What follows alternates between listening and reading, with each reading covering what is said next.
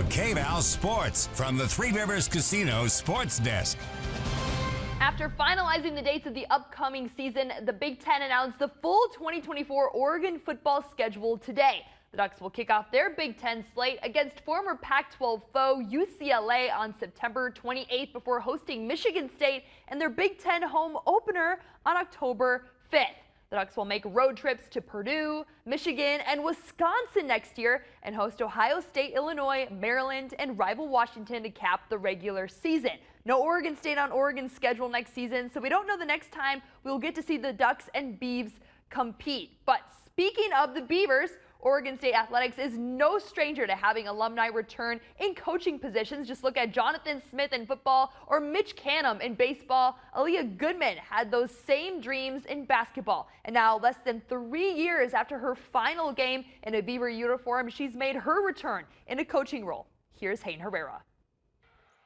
Call it destiny, fate, or just a coincidence. An old Facebook photo of Aleah Goodman as a child at Gill Coliseum, watching an Oregon State women's basketball game. In the comments, Aleah's father Kevin writes, "You better go tell Coach Ruick after the game that you were only a few years away from playing." Those words became reality and so much more for Aleah. So I followed Coach Scott for a very, very long time, so being able to come and then play for him and then now be on his staff, it's special. After a standout career at Oregon State and being selected in the 2021 WNBA draft, Aleah knew that her passion was in coaching. Did I know my playing career was going to come to an end that soon after I was done here? No, it just kind of happened, and it was a choice that I made. I'm still very, very happy with my choice. Aleah spent the past 2 seasons as Director of Recruiting and Player Development at Duke.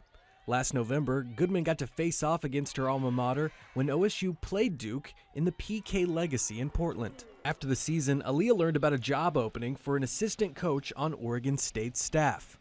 The rest was history. I was just seeing what was going to open up really anywhere. Coming back to Oregon State, Corvallis is like a second home for me, and then my family's an hour away. So it's kind of a dream come true, honestly, to start really my coaching career as an assistant coach here, back where I got to play. 31 months after playing her final game as a Beaver, Aleah is back on the sidelines at Gill Coliseum, coaching players like Talia von Oelhoffen, who was her teammate just 2 years ago. Sitting on the sideline, that was a whole different ballgame. Okay, I'm not playing now. I got to watch everything. Got to watch offense, defense for both sides. The Milwaukee native who grew up going to OSU games, now back and embarking on her new career. I don't think I've really taken it in fully until probably like our first game back in Gill, but no, I'm really excited. It's been amazing to be back in Corvallis and just be back with kind of my people.